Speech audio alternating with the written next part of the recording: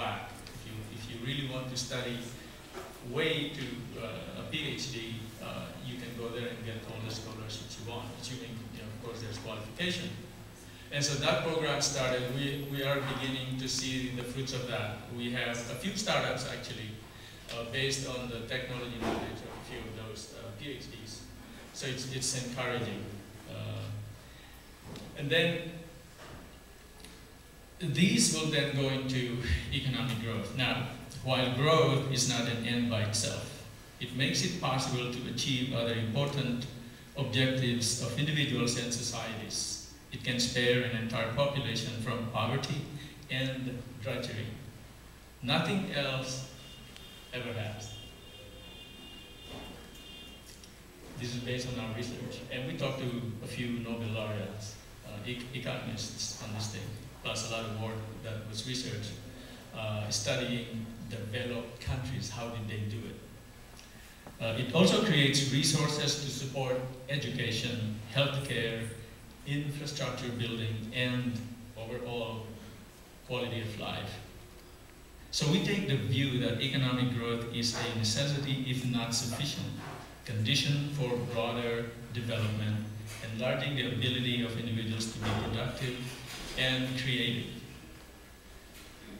Research has shown that in any economy, sustained high growth happens due to a number of common attributes, such as a functioning market system, high levels of saving, public and private sector investment, resource mobility and political leaderships, and its ability to deploy the right infrastructure and business models.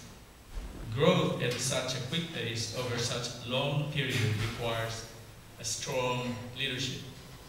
Successful cases of leadership and effective government share a further characteristic, and that is an increasingly capable, credible, and effective government. It requires a strong commitment pursued with patience, perseverance, and pragmatism. We at Philippine, and I would say a lot of us here, claim the current leadership in the government has these attributes. It just takes time. However, we also contend that government is not necessarily the cause of growth. That role falls to the private sector and its ability to invest, and entrepreneurship responding to market needs. Now, entrepreneurship here, in this thing, the context is that you don't have to be a little company. It can be done within a large company. So the way we are advising at Philadelphia, and also is that everyone has a role in industry in the Philippines, just like in other developed countries. If you look at the investments of the large companies here, how much did our government give to GM? That is entrepreneurship. Money. Otherwise they would have died. People call it bail, but we call it, I'm an entrepreneur. So that idea that entrepreneurship responding to market needs is very key. That's why it is really the role of the private industry, not the government. The government can only fund the foundation.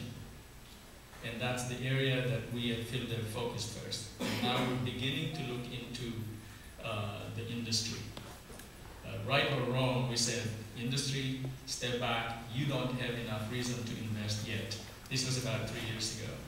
You are going to lose money if you do that now. And this is kind of theoretical, but you tell an industry we need to invest, say, no, don't do this now, because we're dealing with high tech.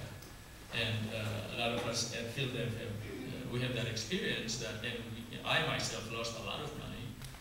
Luckily, if you're careful enough, you win more than what you lose, it's okay. But it's not easy. And so we have that idea that at the right time. Now, entrepreneurship programs like what STAC has is only the beginning. Now, also, we concluded that in the long run, it is the resources of the global economy that stand out as the driving forces in sustaining high growth in any developing economy, and these come in 3 parts. The global market demand itself, technology, and foreign direct investments. Now, let me sidetrack here a little bit because it is exciting that we have good growth now. And that is, last quarter was 7.9%. That's amazing growth. And relative to other countries, it's very, very good. Now, keep in mind that, in fact, I was there last week, and front page, headline, FDI or foreign FDI, foreign direct investments, just dropped. So there is this ambiguity or opposing ideas of growth and how come FDIs. What is, and someone asked me this and I explained it like, okay, I'm happy that this is the case. Because if we can grow with our local domestic savings alone at that rate, how much more if we add foreign direct investments, which we are about to do? We could be at 13%, 14%. And in fact, I claim, because of the size of the global market, it can be done. Now, there is also this expectation now, therefore, for foreign remittances to do its work. Initially, it used to be all for local family consumption, rightfully so, that's okay. But I think that it's moved now a little bit into these remittances going into savings. And when there is savings, there is investment by definition. It gets invested, whether it's in shopping centers, real estate. So there's a multiplication thing. So now what we at PhilDev is attacking is this explosive growth from other investments, in addition to the local investments through local savings. So let's go back to the global market, technology, and direct investments. In the case of global market demand, it is important to note that in a relatively poor developing economy, the global economy is huge in comparison. And at the right prices and costs, global market demand is for practical purposes unlimited or infinite.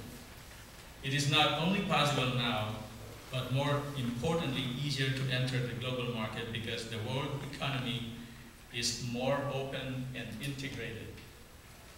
Things like these trade agreements and other things enable those.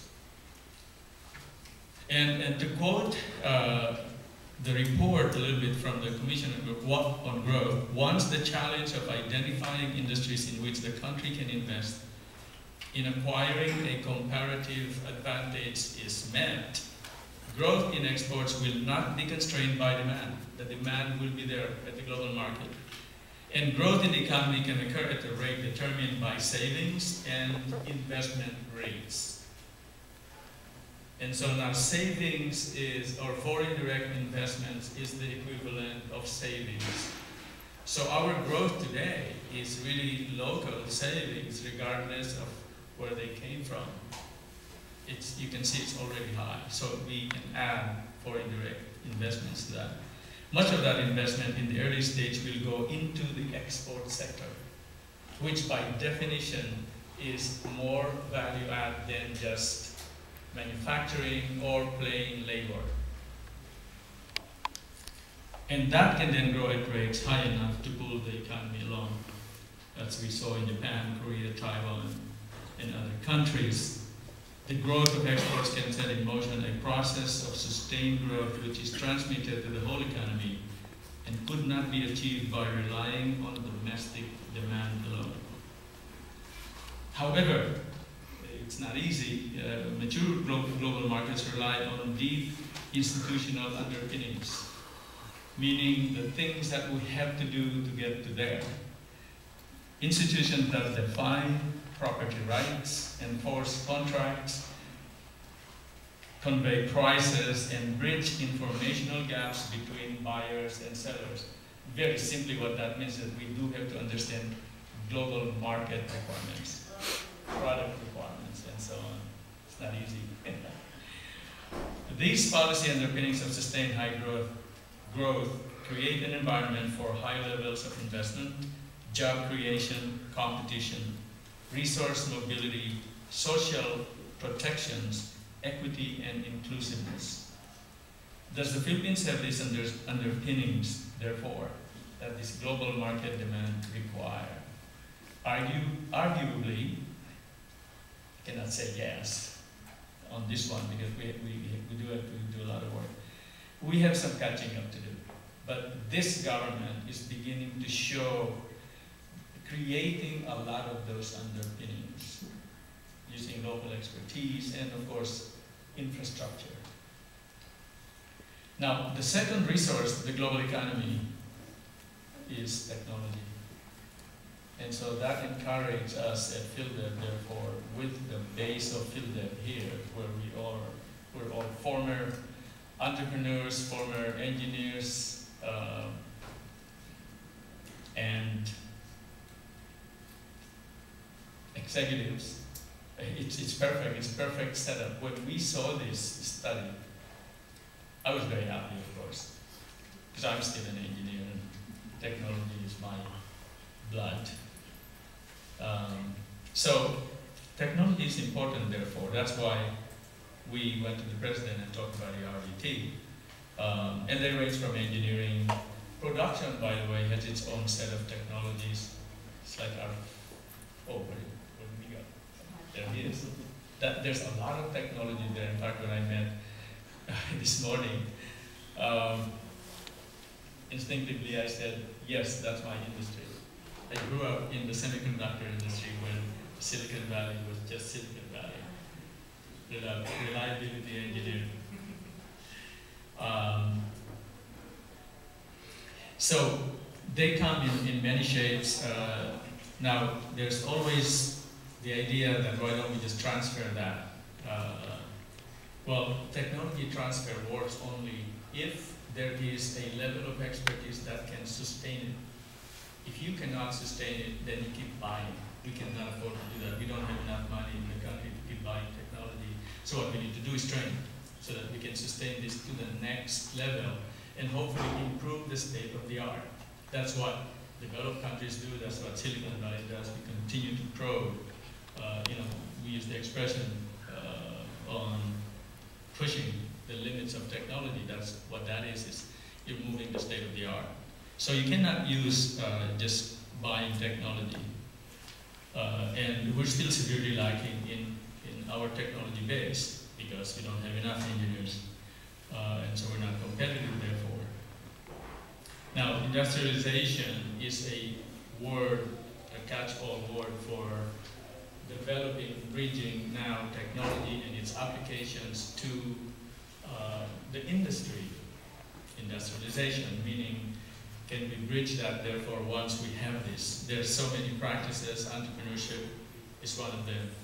We are not too worried about that. It will happen once we have this base.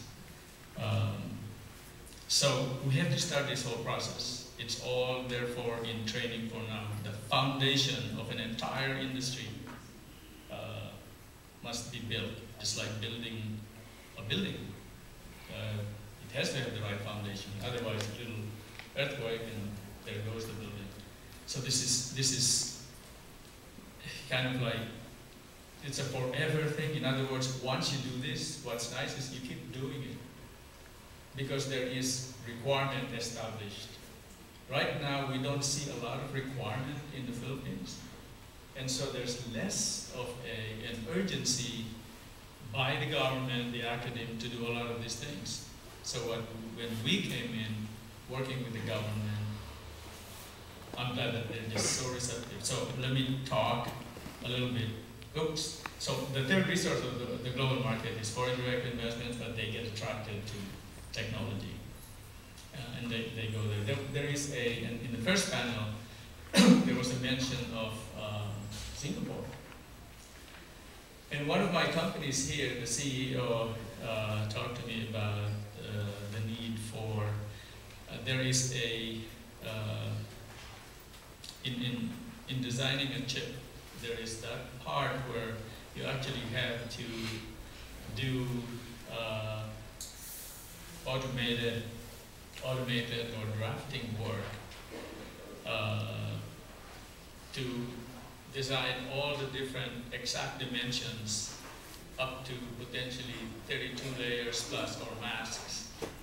And to figure out, because these transistors become vertical and planar at the same time. You have to imagine all the implant layers, all the resist layers. Anyway, the short of it is that a transistor is a bunch of profile where electrons move, and you have to really design those layers properly. So he came to me and said, hey Dado, we need to move to Singapore because they have this expertise. And it is cheaper. Well, take a look. But why didn't you consider the Philippines? Well, you know, they have it in Singapore, fine. So what he did was, to his credit, after I suggested you need to look, he went to Singapore and asked the company that he wanted to work with. And 16 out of their 17 people were Filipinos. So I got his email after 2 weeks and said, okay, so your tail is between your legs. So I don't know how we will solve that problem. I said, you better go to the Philippines. We may just have to bring back those Filipinos to Manila or to the Philippines.